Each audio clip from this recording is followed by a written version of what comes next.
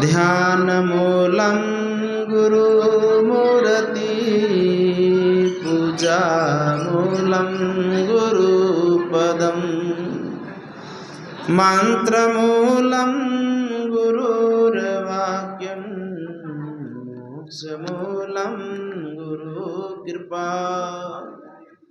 मोक्षमूलं गुरुकृपा। गुरु को कीजे बंदगी कोटि कोटि प्रणाम। कीट न जाने भृंग को तो गुरु कर ले आप समान। बोलो सतगुरुदेव की। विश्व वंदनीय संत सम्राट सतगुरु कबीर साहब के पावन चरणों में कोटि कोटि दंडवत प्रणाम। मेरे हृदय मंदिर के आराध्य देव श्री गुरुदेव के चरणों में कोटि कोटि दंडवत प्रणाम। व्यास पीठ पे विराजमान परम पूज्य परम वंदनीय श्री साहिब जी के चरणों में कोटि कोटि दंडवत प्रणाम। सत्संगी प्रेमी बंधुओं, भक्तिमती माताओं एवं प्यारे बच्चों,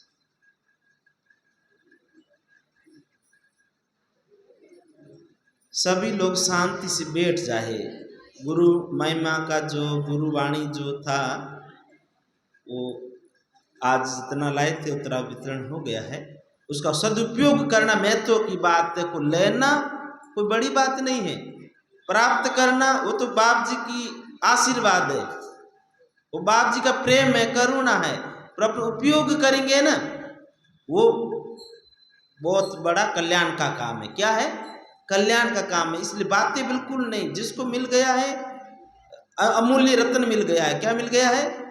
अमूल्य अनमोल रत्न। इसका कोई मूल्य नहीं चुका सकता है। पर तो अपनी अपनी जगह पे शांति से बैठे, बिल्कुल हलल चलन बंद, शांति से। भगवान बुद्ध की वाणी पे अपन आते हैं। राजा सुद्धोधन ने कहा अब तो आप सिद्धार्थ नहीं रहे, अब तो आप बुद्ध हो गए हैं। अब तो आप बुद्ध हो गए हैं, इसलिए आप सभा भवन में सब राजाओं की सभा रखी है, शाक्य सभा में आप पधारे और अपने जो अहिंसा का जो उपदेश है, शील सदाचार का जो ज्ञान है, सब राजाओं को दीजिए। राजाओं को ज्ञान होगा शील सदाचार का तो अपनी प्रजा को भी देगा। जहाँ का जिस राजा संयमी होता है, सतर्क होता है, जागरूक होता है, तो वहाँ की प्रजा का भी अच्छा करता। जैसे अभी यूपी का राजा योगी जी है। कौन है? क्यों?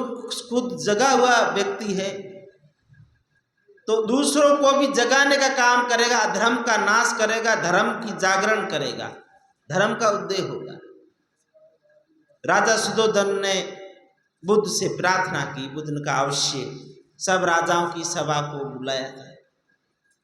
भगवान बुद्ध सभा में पधारे और सभी राजागण खड़े होकर के स्वागत किया।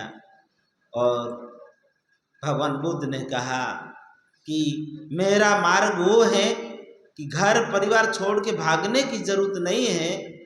जहाँ हो उस जगह पे रह के अपना कल्याण का काम कर सकता है, शील सदाचार का पालन कर सकता हो। काम छोड़ना, क्रोध छोड़ना, विकार छोड़ना है, इसमें कोई ये नहीं है कि कपड़ा चेंज करना हो। हाँ, किसी का तीव्र वैराग्य हो तो इस रास्ते पे हमेशा के लिए त्याग करके आ सकता है। परंतु घर में परिवार में जहाँ है वहां रह के भी अपना कल्याण का काम कर सकते हैं। सब राजाओं को उपदेश दिया। भगवान बुद्ध ने कहा और किसी के मन में शंका हो, कोई प्रश्न हो, तो कोई राजा बोले हम धर्म पालक राजा कैसे बने? भगवान बुद्ध ने कहा कि अगर तुम परमात्मा को सुमरण करोगे, ध्यान भजन करोगे, तो अंदर दया करुणा प्रेम उपजेगा। फिर निष्पक्ष आप न्याय करोगे, अधर्म का साथ नहीं दोगे, धर्म का साथ दोगे। काम क्रोध लोभ मोह विकार मस्तिष्क में बसते हैं। दया धर्म शील सदाचार करुणा ये हृदय में बसता है। क्या बसता है? हृदय में। इसलिए कोई भी व्यक्ति कहता है कि ज्यादा मुझे परेशान मत करो, मेरा दिमाग गर्म हो जाएगा, ये नहीं कहता मेरा हृदय गर्म हो जाएगा। हृदय तो प्रेम करुणा का पात्र है, मस्तिष्क विचारों का केंद्र है। इसलिए प्रेम करुणा को जीवन में आएगा तो कभी कोई किसी का नुकसान नहीं करेगा। उधर मगध नरेश राजा बिंबिसार का पुत्र अजात शत्रु को ब्राह्मणों ने उकसाया और कहा कि तुम अब राजगद्दी बैठने के लायक हो, तुम्हारा पिता तुमको बिठाना नहीं चाहता है। अजात शत्रु अपने पिता को जाके कहते हैं, अब मैं राजगद्दी बैठने के लायक हो गया हूं, आप राजगद्दी छोड़ के और मुझे राजगद्दी दीजिए। राजा बिंबिसार का पुत्र, इतनी जल्दी क्या है, राजगद्दी तुम्हारी है, मेरा तू ही पुत्र, और तो कोई पुत्र है नहीं, इतनी उतावला क्यों, अभी तू योग्य तो बन। तो बुद्ध के आगे शीश नहीं झुका पाया। मैं बुद्ध का अनुयायी हूं, अधर्म का साथ नहीं देता हूं, मैं धर्म के संग चलता हूं। अजात शत्रु इधर से छुपके से कुछ सेना लेकर के कपिलवस्तु आ जाते हैं और वहां आकर के राजा शुद्धोधन से मिलते, कहते हैं मुझे मेरी सेना की आवश्यकता है। राजा मगध नरेश ने अपने मित्र सिद्धार्थ को जो सेना दी थी सुरक्षा के लिए, वो सेना वापस लेने के लिए अजात शत्रु चले जाते हैं। राजा शुद्धोधन ने कहा कि अजात शत्रु, यहाँ सेना का रहना बहुत जरूरी है, यहाँ प्रसन्नजीत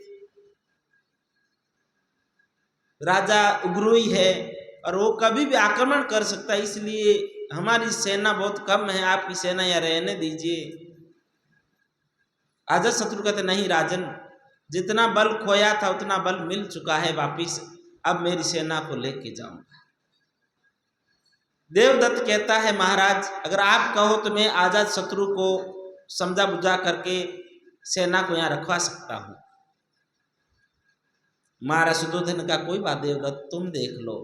देवदत्त जाता है अजात शत्रु के कक्ष में, महल में जाके बात करता, मित्र कोई भी खेल खेलना है तो राजनीति से तरीके से खेलना चाहिए, और आपकी सेना यहीं रहने दीजिए, और आपको राजगद्दी चाहिए और मुझे यहाँ की राजगद्दी चाहिए, आपको वहाँ की राजगद्दी चाहिए मगध की, तो मैं आपको मेरे सेना में मेरे गुप्तचर सेना को वेश बदल करके मगध के वेश में आकर के और राजा बिंबिसार को बंदी बना करके और आप राजगद्दी बैठ जाइए। अजात शत्रु ने कहा कि उत्तम विचार है, बहुत अच्छी बात है, और जैसे ही मैं राजा बनते ही मैं तुम्हें शाक्यों का राजा घोषित कर दूंगा। अब दोनों के अंदर कूटनीति, और कूटनीति में क्या, छल कपट का साथ देता है। आदमी अधर्म के रास्ते चलता है ना, अज्ञानी मन छल करता है, कपट करता है, अधर्म करता है। इधर अजात शत्रु वापिस जाने के लिए तैयार हो जाता है। राजा शुद्धोधन कहते हैं कि ऐसा क्या देवदत्त तुमने बात किया जो अजात शत्रु आपकी बात मान लिया। बोला मेरा मित्र है ना, हम मित्रता के नाते उन्होंने सेना को यहाँ छोड़ दिया है। राजा शुद्धोधन का मैं खुश हुआ पुत्र, आज तूने मेरा मन को जीत लिया, तुमने कैसे भी करके सेना को यहाँ रोकवा दिया। राजा द्रोणोधर मंगला कहती है, तुमने क्या कहा ऐसा अजात शत्रु को जो तुम्हारी बात मान लिया। तो देवदत्त अपनी माँ से अपने पिता से कहते हैं, मैंने छल कपट से उसको बताया हूँ, मैं उनका साथ दूंगा, मैं अपनी सेना को भेज करके और आक्रमण करवा के राजा बिंबिसार को बंदी बना देगा, और फिर अजात शत्रु राज सिंहासन में बैठ करके मुझे शाक्यों का राजा घोषित कर देगा, बना देगा। मंगला कहती, देखो मेरी अकल तुम्हारे में अंदर आ गई है। कपटी होता है ना, वो कपटी बनाना चाहता है, और सत्संगी होता है वो गुरु गम्य रास्ता बताता है। मंगला ने अपने पुत्र को, पति पत्नी दोनों ने देवदत्त को कपट छल की ही जिंदगी जीने के लिए एक शिक्षा दी थी। जो व्यक्ति गलत शिक्षा देता है वो आखिर उसी के ऊपर ही भारी पड़ता है। कोई गड्ढा खोदता है दूसरे को गिराने के, उसमें स्वयं भी गिर सकता है। इधर से अजात शत्रु मगध में आ जाता है, पीछे से देवदत्त कुछ सेना को भेजता है और वो सेना कपिल वस्तु की होती है, और कपड़े वस्त्र यूनिफॉर्म वो चेंज करके जा करके और राजा बिंबिसार पे आक्रमण करवा के और बंदी बना के कारागृह में डाल देते हैं। बिंबिसार कारागृह में बंद कर देते हैं और आजाद शत्रु राजगद्दी पे बैठ जाता है। इधर से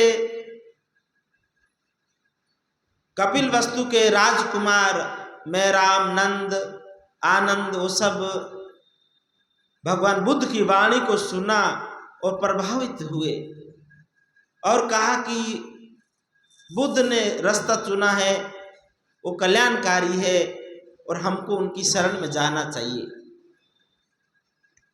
देवदत्त वेश्याओं के गणिकाओं के चक्कर में पड़ के मदिरा पान करता, गलत रास्ते चलता और बाकी राजकुमारों को भी गलत रास्ते ले जाने की कोशिश करता कि सब राजकुमार गलत रास्ते लग जाएंगे, बिगड़ जाएंगे तो फिर राजगद्दी मुझे ही मिलेगा। परंतु बाकी राजकुमारों के अंदर कुछ पूर्व जन्म का अच्छा संस्कार था, वो सिद्धार्थ की तरह, बुद्ध की तरह उन नशे पत्ते में, मदिरा में और गणिकाओं के चक्कर में नहीं फंसे और बुद्ध की वाणी में प्रभावित हुए। नंद आकर के अपने पिताश्री को कहने लगे कि आप आइए और आप कुछ दिखाना चाहते हैं। नंद ने अपने पिताश्री को अंदर महल में ले जा करके एक आवरण से ढका हुआ बोला, ये आवरण हटाइए, पर्दा हटाइए। राजा शुद्धोधन ने पर्दा हटाया तो बुद्ध की प्रतिमा, सुंदर स्वरूप दिया था। नंद तो कला में बहुत प्रवीण था, बोले ये तो बुद्ध का प्रतिमा आपने इतनी सुंदर बनाई है, पुत्र मैं खुश हुआ, तुम मांगो। नंद कहता पिताश्री मैं मांगूंगा वो देना पड़ेगा। राजा शुद्धोधन का पुत्र जो तुम मांगो मन। नंद कहता है पिताश्री मुझे आज्ञा दीजिए, मैं बुद्ध की शरण में जाना चाहता हूं। राजा तो बेहोश होकर के नीचे गिर गया, पुत्र अब तुम्हारे सहारे हम थे और तुम भी ये कह रहे हो। महादेवी प्रजापति कहती है राजन आप ऐसे कायर ना बनिए, सिद्धार्थ से इतना मोह था, इतना उसको रखने के लिए आपने नई नगरी बसाई, इतने इतने आपने नियम लागू किए, उसके पश्चात भी सिद्धार्थ नहीं रहा, वैरागी का रास्ता चुना और बुद्ध हो गए। अब आप किसी राजकुमार को इस ज्ञान से वंचित मत रखिए। बुद्ध के पास राजा शुद्धोधन जाते, कहते हैं कि नंद को आप 1 महीने के लिए भिक्षु बन करके अपने संग में शामिल करिए और फिर उसको वापिस हमारे पास भेज देना।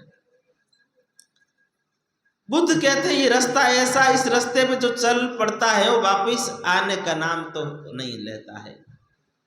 कल्याणकारी रास्ता है, मन इंद्रियों को वश में करते हैं तो अनंत शांति मिलती। मन इंद्रियां बहुत गलत गलत जगह दुख कष्ट भोगवाती हैं और जब मन इंद्रियों को साध करके अंदर की खोज करते हैं। इधर नंद को उस भिक्षु रूप में देख करके उनके चचेरे भाई आनंद और महराम वो भी जिद कर लिया हम भी बुद्ध की शरण में जाएंगे, नंद चला गया तो हम भी नहीं रुकेंगे। राजा ने खूब समझाया फिर भी वो कहना नहीं मानते। बच्चे कहते हमको राजगद्दी नहीं चाहिए, हमें राज्य का सुख नहीं चाहिए, हमें तो परमात्मा की शरण में जाना है, इतना अवसर मिला है। कहते ब्रह्मानंद जी का भजन है, मुझे है काम ईश्वर से जगत रूठे तो रूठन दे, जगत रूठे तो रूठन दे। कुटुम परिवार सुत दारा माल धन लाज लोकन की। कुटुम परिवार सुत दारा माल धन लाज लोकन की। माल धन लाज लोकन की। हरि भजन करने से अगर छूटे तो छूटन दे। मुझे है काम ईश्वर से, जगत रूठे तो रूठन दे, जगत रूठे तो रूठन दे। बेट संतन की संगत करूं कल्याण में अपना, बेट संतन की संगत करूं कल्याण में अपना, करूं कल्याण में अपना।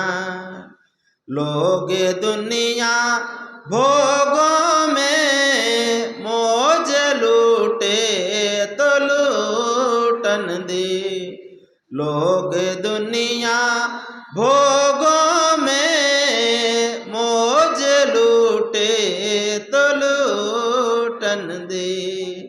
मुझे काम ईश्वर से, जगत रूठे तो रूठन दे, जगत रूठे तो रूठन दे।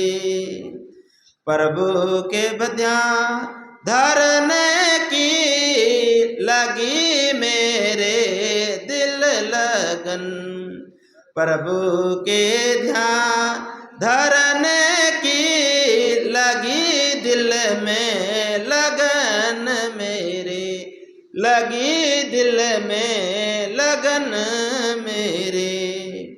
मुझे काम ईश्वर से, जगत रूठे तो रूठन दे, जगत रूठे तो रूठन दे।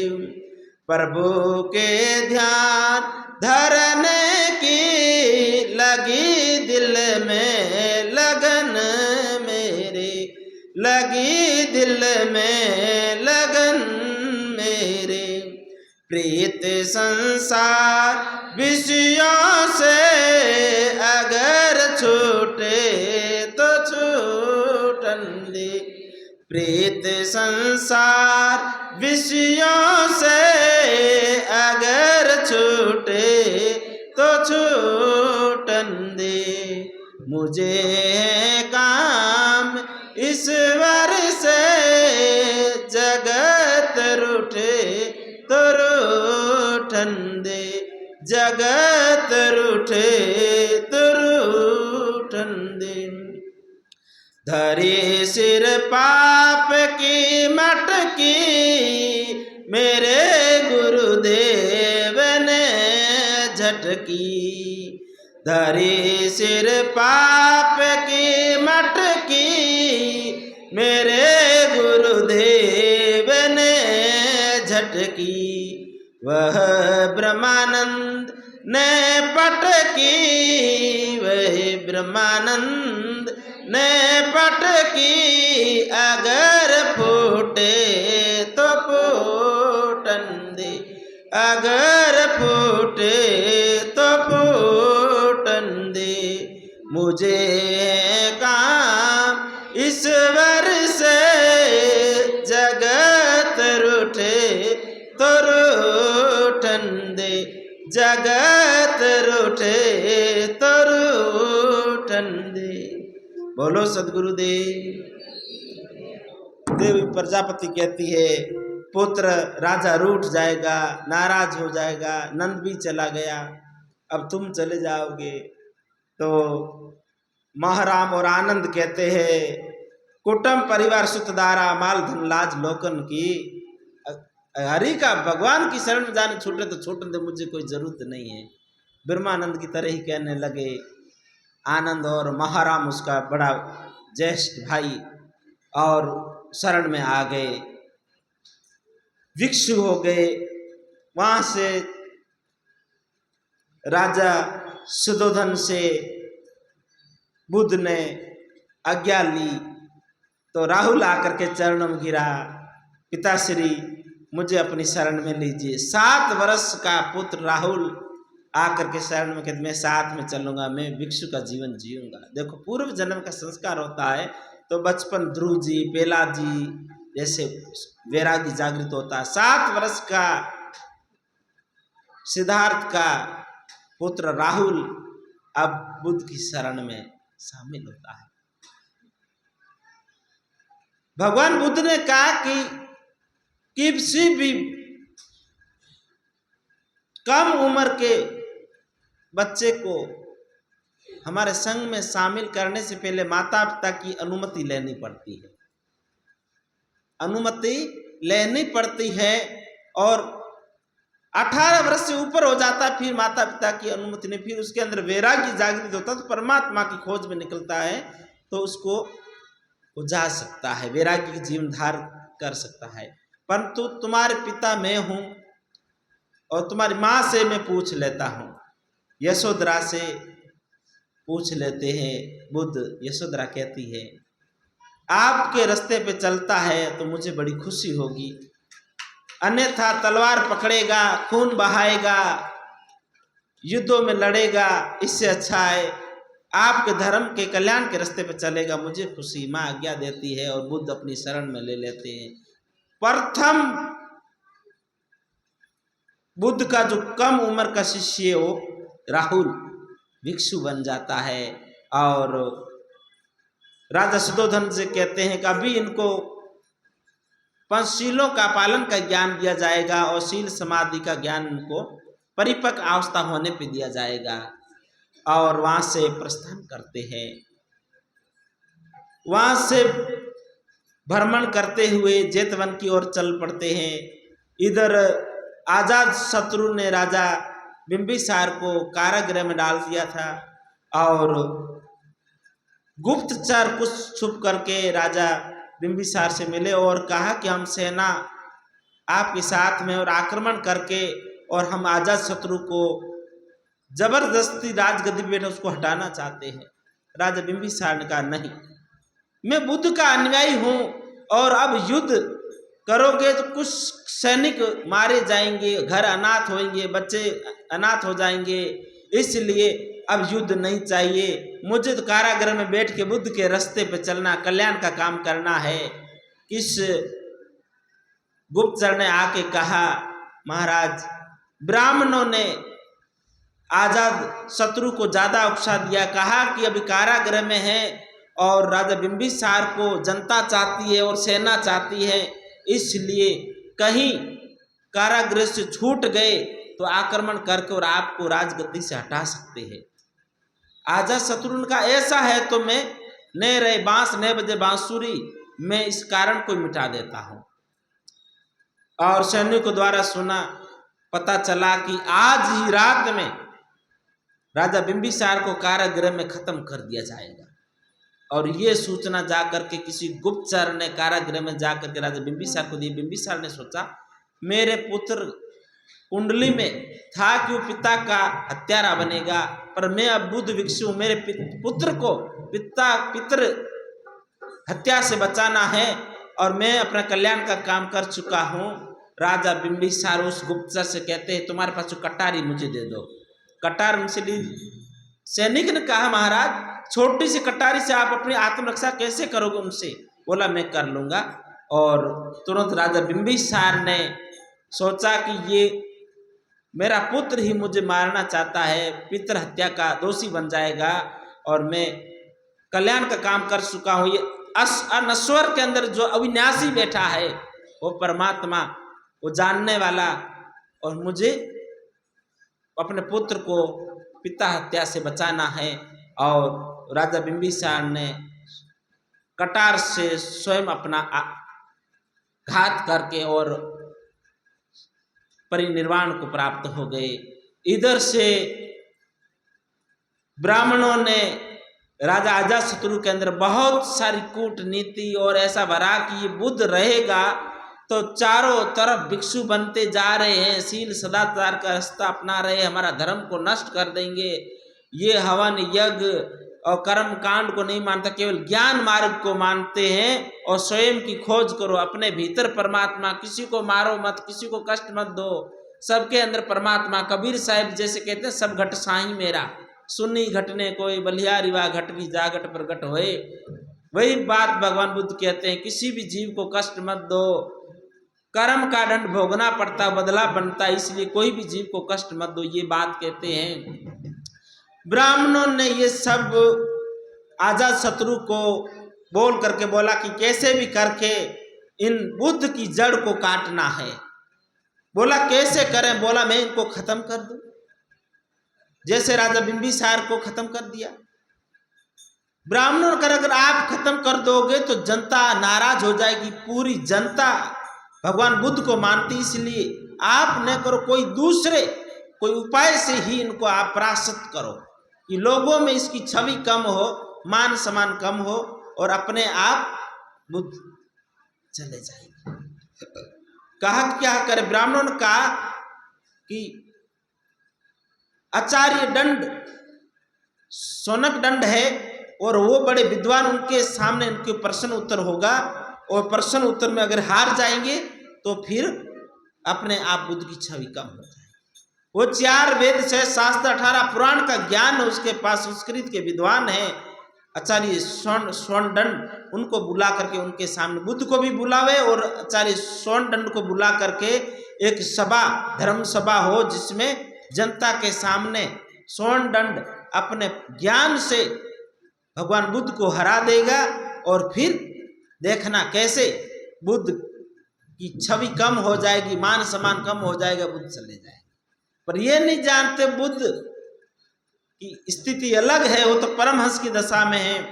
तो आगे का जो प्रसंग जो कल होगा बड़ा महत्वपूर्ण होगा कि इस मान सम्मान से ऊपर कैसे उठे, अपमान की भावनाओं से जो दुखी होते हैं उनसे कैसे पार उतरे, उसके बारे में जो कल जो धर्म चर्चा होगी वो कल अपने सुनेंगे। और आज बुद्धवाणी को यहीं विराम देते हैं। बोलो सद्गुरुदेव की जय।